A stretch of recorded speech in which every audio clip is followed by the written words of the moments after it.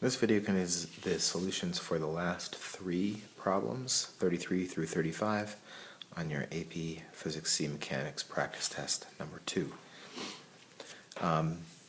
Number 33, I'll tell you, I'm all about intuition on this one.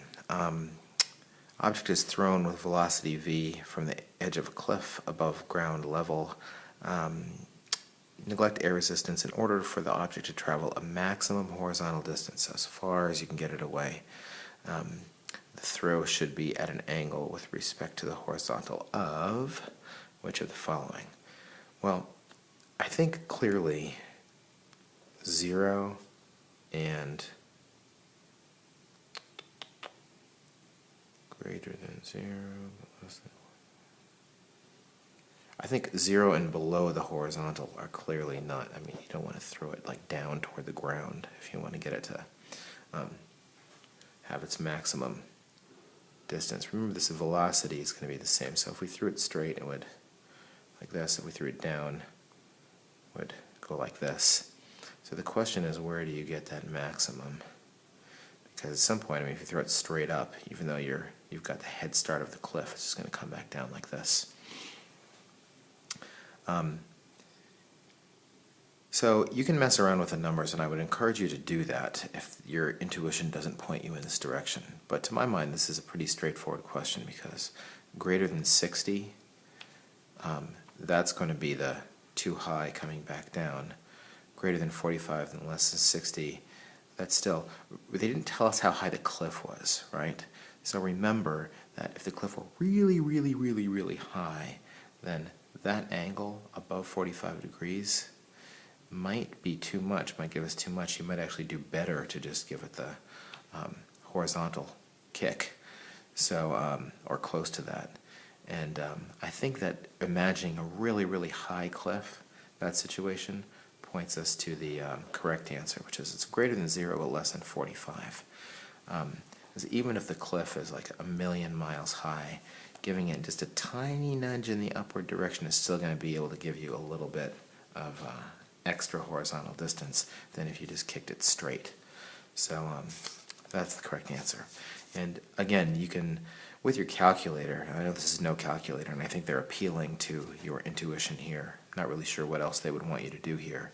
But with your calculator, you could try some numbers and do kinematics problems and see what happens there. All right. Car travels forward with a constant velocity, goes over a small stone which gets stuck in the groove of a tire. The initial acceleration of the stone as it leaves the surface of the road. Well, let's see. Here's the tire, and here's the stone. At the instant when it gets picked up, the wheel's rotating, and just at that instant, we can ignore the translational motion.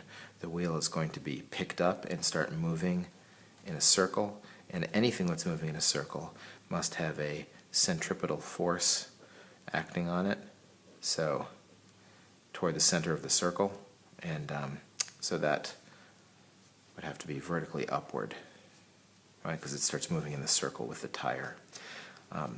It does start to translate also, but the initial acceleration just at that instant is straight up. And then last question, number 35. The escape speed for a rocket at Earth's surface is, and hey, this is something I think you should remember. It's, remember, orbital velocity. This is escape speed. And you might also remember, as a side note here, that the velocity of something in orbit is square root of gm over r. That's a good one to know too. We know this. So what would be the rocket's escape speed from the surface of a planet with twice Earth's mass and the same radius? Well, if you double this number, you're putting another square root of 2 in here, right? So you're multiplying our original number by another square root of 2, and that means the correct answer is B, because the mass is under that square root sign. So you double it, you get that square root of 2 factor right there.